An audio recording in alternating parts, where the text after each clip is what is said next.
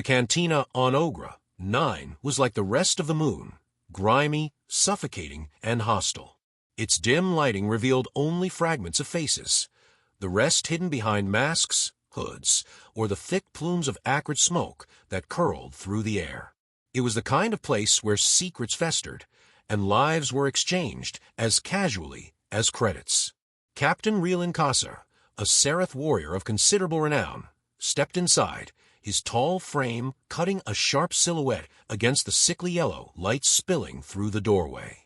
His species was known for their martial culture, their soldiers towering and sinewy, with intricate ridges across their deep violet skin that spoke of both beauty and battle scars. Relins were carved from decades of campaigns, each line a testament to the countless lives he had taken and the oaths he had sworn. His companion, Virix, moved with a predator's grace behind him. As a cadron, Virix was a stark contrast to the imposing Relin, shorter, wiry, and perpetually cloaked in a flowing shadow-gray mantle. The Cadron's reputation as spies, assassins, and information brokers was well-earned. Virix's mandibles twitched faintly as he scanned the room, his compound eyes catching details invisible to others. "You feel it too, don't you?" Virix's voice was low, a rasp softened by years of subterfuge. Relin nodded, his talons brushing the hilt of his ceremonial blade. "Something is wrong here. Different." Ogra 9 was a black market hub, a den for smugglers, bounty hunters, and those who thrived in the cracks of civilization. The moon's toxic atmosphere made its surface uninhabitable, but the tunnels and industrial caverns beneath teemed with activity. This particular cantina, the Broken Spanner, was notorious for its eclectic clientele, a place where reputations could be made or broken over a single drink. The human sat in a corner booth, bathed in the flickering glow of a malfunctioning hololight. Alone, unassuming, and human. To the casual observer, he was just another drifter in a galaxy full of them. But Relin had come to learn that appearances, especially when it came to humans, were deceptive. "There," Virix whispered, his voice barely audible. His pointed claw gestured subtly toward the corner. Relin turned, his gaze locking onto the figure. A male human, average height and build by their species standards, with dark hair that curled slightly at the edges and eyes the color of a stormy sea. He wore a battered leather jacket over a faded shirt, the kind of outfit that screamed practicality over style. "Not much to look at," Relin muttered. "Neither is a viper until it strikes," Virix replied, his mandibles clicking softly. Relin approached the table, his boots crunching against the gritty floor. The human didn't look up immediately, his attention seemingly fixed on the glass of amber liquid in his hand. But Relin noticed the subtle shift in the human's posture, a tension in the shoulders, a readiness in the way his hand rested near his belt. "You are human," Relin said, his voice calm but carrying the weight of authority. The human finally looked up, a small, knowing smile tugging at the corner of his lips. "And you're Sareth. Fancy that." Relin was taken aback by the ease in the human's tone. Most beings in the galaxy approached Sareth warriors with caution, if not outright fear. Yet this man seemed utterly unperturbed. "I've heard stories about your kind," Relin continued, folding his arms. "Whispers of a species rising from obscurity, carving through the outer systems like a blade through soft flesh. I struggle to see how." The human leaned back, his expression somewhere between amusement and boredom. "We're not exactly flashy," he admitted. "But flashy doesn't win wars." Relin's eyes narrowed. He pulled out a chair and sat across from the human, gesturing for Virix to stay close. "What is your name?" "Callum Hurst," the human said, tipping his glass slightly in a mock toast. "And what is it that makes your people so dangerous, Callum Hurst?" Callum chuckled, a low, almost self-deprecating sound. "Dangerous? That's a word you'd use for a predator, something with claws and teeth. We're just survivors. Scrappy, stubborn survivors." Relin studied Callum's face, searching for signs of deception. The human's features were oddly plain, neither too sharp nor too soft, a face that could blend into crowds. But his eyes, those eyes were something else. They carried a depth that Relin couldn't quite place, a weight that spoke of struggles and victories that defied logic. Survivors, Relin repeated, his tone skeptical. And yet your species has spread like a plague across the galaxy, toppling forces that should have crushed you. Callum shrugged. Survival isn't always about strength or size. Sometimes it's about patience. Sometimes it's about knowing when to run, when to fight, and when to wait for your enemy to bleed out on their own. Relin leaned forward, his ridged brow furrowing. You speak as if your kind has mastered war. Yet you lack the raw power of the Zolth, the strategic brilliance of the Sareth, or the technological supremacy of the Tarchon Collective. What, then, is your secret? Callum's smile faded, replaced by something colder. You think war is about power or brilliance or shiny gadgets. War is about breaking your enemy's will. It's about making them so afraid to face you that they surrender before the first shot is fired. And humans, well, we're very good at making people afraid. There was a long silence between them, broken only by the distant hum of machinery and the occasional clatter of glasses in the cantina. Virex stepped closer, his voice a harsh whisper. Relin, this one is dangerous. I know, Relin replied quietly. Callum's gaze flicked to Virex, then back to Relin. Your friend is right to be wary. You see, there's a reason you've only heard whispers about us. We don't make noise, unless we have to. But when we do, he trailed off, his expression unreadable. Relin's instinct screamed at him to end this conversation and walk away. But his pride and his curiosity held him in place. If your people are so formidable, why have they remained hidden for so long? Callum's lips curved into a wry smile. Because we're patient. We're content to watch, to learn, to wait for the right moment. It's not about being the strongest. It's about being the last one standing. As the conversation continued, Relin found himself both intrigued and unsettled by Callum's words. The human spoke with a mix of humility and menace, weaving tales of Earth's history, its wars, its struggles, its triumphs against insurmountable odds. Callum painted a picture of a species that thrived on adversity, that found strength in the face of chaos. Yet it was the unspoken truths that lingered in Relin's mind, the subtle shifts in Callum's demeanor, the haunted flicker in his gaze when he spoke of sacrifices made and lines crossed. This was not a man who had merely survived. This was a man who had endured, who had fought and killed and emerged stronger for it. As the night wore on, Relin felt a growing unease. The galaxy was full of predators, species that dominated through sheer force or cunning. But humans were different. They were something else entirely, something far more dangerous. And as Relin and Virex left the cantina, the weight of Callum's words settled heavily on them both. This was not a species to be underestimated.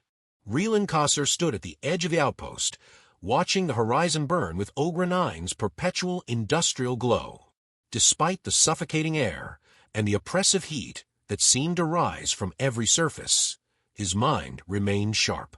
The conversation with the human, Callum Hurst, had left a mark on him, though he couldn't quite articulate why. Why didn't we arrest him? Virex's voice came from behind him, clipped and annoyed. Relin turned, his violet eyes reflecting the distant firelight. On what grounds? His words were provocative, but hardly incriminating. Besides, I needed more time to study him. Virex's mandibles clicked in agitation. Study him. That creature is a weapon cloaked in flesh. You felt it too, didn't you? The way he spoke, so measured, so deliberate. I've seen assassins with less poise. Relin didn't respond immediately. He gazed into the distance, where the outlines of refineries loomed like ancient monoliths. Callum's words echoed in his mind. It's not about being the strongest. It's about being the last one standing. A low growl brought him back to the moment. I'm not dismissing your concerns, Virex. But if humans are what the rumors claim, confronting one recklessly will only end in disaster. We need information, allies, and... The comm unit on his wrist crackled to life. A sharp, panic voice cut through the static. Captain Ka'sor, hostiles approaching the eastern perimeter. We're under attack. Relin reacted instantly, drawing his ceremonial blade and motioning for Virex to follow. They sprinted through the winding corridors of the outpost, their boots pounding against the metal flooring. The alarms blared, their shrill wail echoing through the halls as soldiers rushed to defensive positions. As they reached the eastern barricades, Relin saw the chaos unfolding.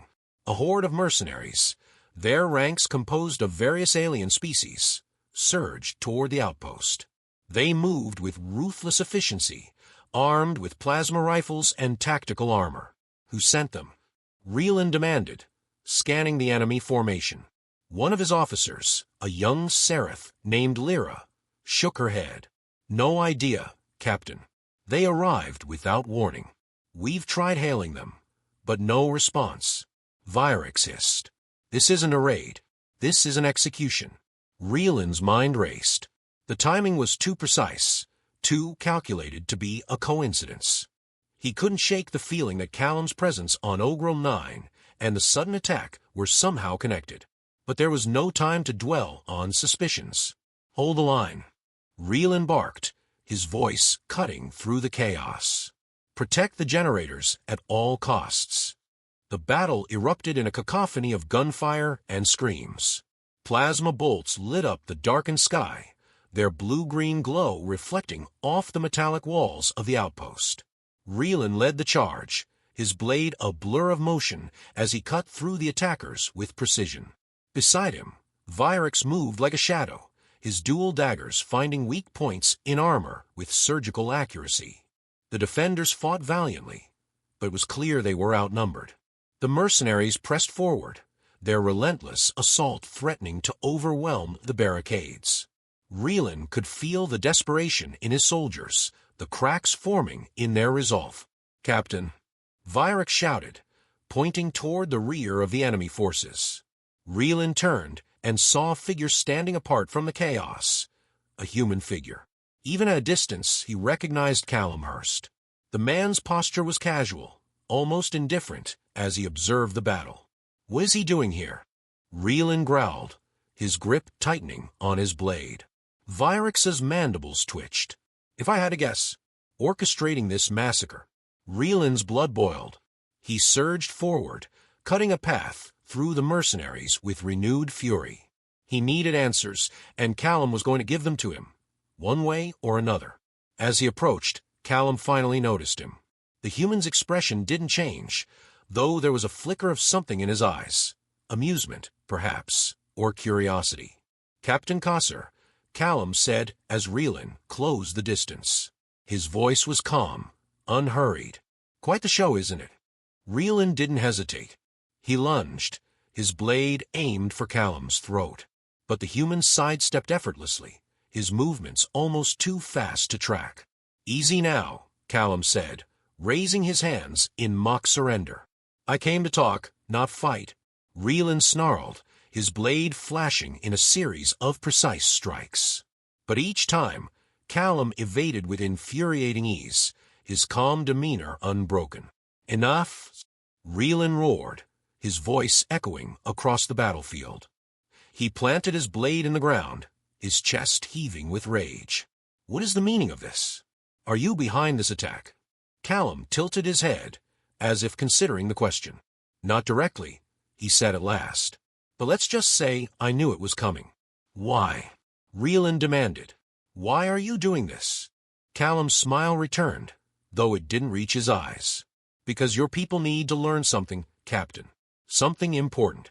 And I'm here to teach you. Before Relin could respond, a deafening explosion rocked the battlefield. The eastern barricades crumbled, and the mercenaries surged forward, their momentum renewed. Your soldiers are brave, Callum said, his tone almost admiring. But bravery isn't enough. Not against an enemy who's willing to do whatever it takes to win. Relin's fists clenched. You talk about survival, about persistence. But this is cowardice. Cowardice. Callum's expression darkened. You think survival is cowardice? Tell me, Captain, how many battles have you fought? How many times have you stood on the brink of annihilation and clawed your way back? Relin didn't answer. Callum took a step closer, his voice lowering to a deadly whisper. War isn't about honor or glory. It's about making choices, ugly, brutal choices that keep your people alive. You, Sareth, have built your empire on the backs of your enemies, but you've never faced a species like mine. We don't fight for conquest or power. We fight because it's the only thing we've ever known. As the battle raged around them, Relin felt a chill creep over him. He realized, with a sinking feeling, that Callum wasn't boasting. He was stating a fact. The human took a step back, his smile returning. Consider this a lesson, Captain. The galaxy isn't what you think it is. And humans, we're not the monsters you've been told to fear. We're worse. With that, Callum turned and disappeared into the chaos, leaving Relin to grapple with the full weight of his words. The battle continued, but Relin's mind was elsewhere. The human's message was clear. The Sareth were unprepared for what was coming. And as he watched his soldiers fight and die, he realized he might be as well. The battlefield was quiet now, but not in the way peace quiets a place. The silence here was jagged, filled with the echoes of screams and the metallic tang of burnt ozone. Bodies lay scattered across the outpost's crumbled perimeter, soldiers and mercenaries alike reduced to lifeless forms. Smoke curled upward into the bleak sky of Ogrum 9, where it joined the ever-present haze. Relin Ka'sor stood at the center of the wreckage, his blade dangling loosely from his hand. His armor was scorched, his once pristine violet skin now marred by burns and gashes. Around him, the remnants of his forces moved in silence, tending to the wounded or staring blankly into the distance.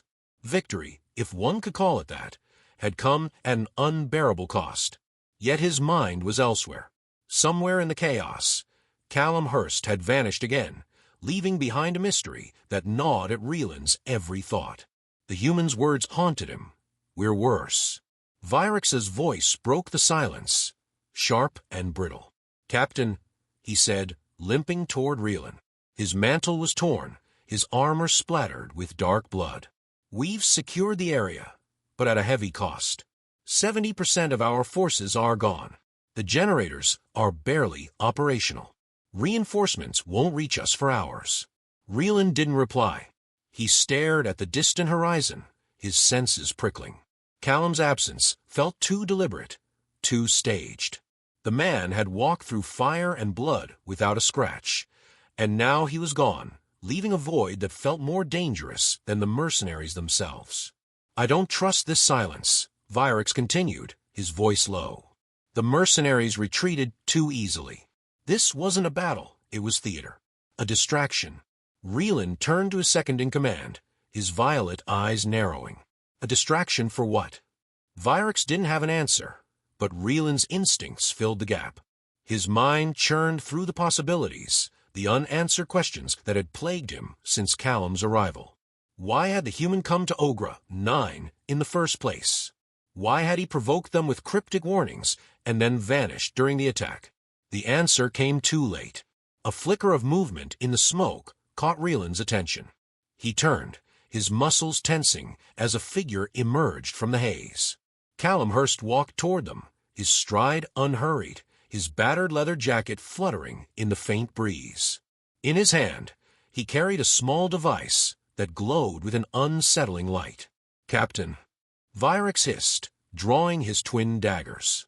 Hold, Relin commanded, raising a hand. Vyrex's mandibles clicked in frustration, but he obeyed. Callum stopped a few paces away, his posture relaxed, yet radiating a quiet intensity. Still standing, Captain, he said, his voice carrying across the silent battlefield. I'll give you credit for that. Relin stepped forward, his blade at the ready. Enough games, human. What is that device? Callum tilted his head, the faintest hint of a smirk tugging at his lips. You're direct. I like that about you. He held up the device, its glow casting eerie patterns across his face. It's a signal beacon, harmless on its own, but in about 3 minutes, it'll send a very loud message to some very dangerous listeners. Vyrix growled, his daggers glinting in the dim light. What listeners? Callum's smirk widened. The kind who've been watching your empire for a long time. The kind who see your people as pests. Relin's stomach churned. He stepped closer, his blade pointed at Callum's chest. You're bluffing. No one would dare challenge the Sareth Empire. Not even humans. Callum's expression darkened, his smirk fading. You still don't get it, do you? This isn't about empires or power. This is about survival. Your kind has spent centuries crushing everything in its path. But you've never faced a species like mine. Humans don't fight for glory or conquest. We fight because we have to. Because we're good at it. The beacon's hum grew louder, its glow intensifying. Stop this, Relin demanded, his voice sharp. Whatever message you think you're sending, it'll cost you your life. Callum's eyes hardened. And you think I haven't calculated that cost? I've seen entire worlds burn, Captain. I've seen children turned into soldiers and soldiers turned into ghosts. You think your empire is invincible, but let me tell you something. Nothing is invincible. Not when it faces us. The words landed like blows, but Relin refused to falter. He lunged, his blade slicing through the air. Callum moved like liquid, sidestepping the attack with infuriating ease. You're good, Callum said, his voice almost admiring. But not good enough. Relin pressed forward, his strikes relentless. The clash of metal against air filled the space between them, but Callum never counterattacked. He dodged with precision, his movements fluid and controlled. You're wasting time, Callum said, stepping back. That beacon's almost ready. Relin snarled, his frustration boiling over. He feinted left, then spun right, his blade aimed for Callum's side. But the human caught his wrist mid-strike, his grip ironclad. This isn't about you, Captain, Callum said, his voice low. It's about your empire. It's about balance. Relin twisted free, shoving Callum backward. The human stumbled, but recovered quickly, his composure unbroken. The beacon's hum reached a fever pitch, its glow now blinding. Enough! Relin roared. I won't let you do this. He charged, his blade arcing toward the beacon. But Callum was faster. He stepped in front of the device, his body shielding it from Relin's attack. Don't, Callum warned, his voice a growl. Relin hesitated, his blade hovering inches from Callum's chest. Think carefully, Callum said. Destroy the beacon, and you might win this battle. But what about the next one? And the one after that? Do you think your empire can survive what's coming? Relin's hands trembled. The weight of the moment bore down on him, the realization that this wasn't just a battle. It was a reckoning. The beacon emitted a final, piercing tone. The light flared, then vanished, leaving only the device's faint hum. It's done, Callum said, stepping aside. They're coming. Relin stared at the device, his mind racing. He wanted to kill Callum, to end the threat here and now. But something in the human's eyes stopped him. There was no fear, no malice, only grim determination. Why? Relin asked, his voice barely above a whisper. Why would you do this? Callum's expression softened, and for a moment, he looked almost human. Because sometimes, Captain, the only way to survive is to remind the galaxy that you're not the only predator out there. With that, Callum turned and walked away, disappearing into the smoke. Relin didn't stop him. He couldn't. As the first ominous shapes appeared on the horizon, Relin understood the truth. Humans weren't just survivors. They were catalysts, forces of change that left destruction in their wake. And now, the Sareth Empire would pay the price for underestimating them.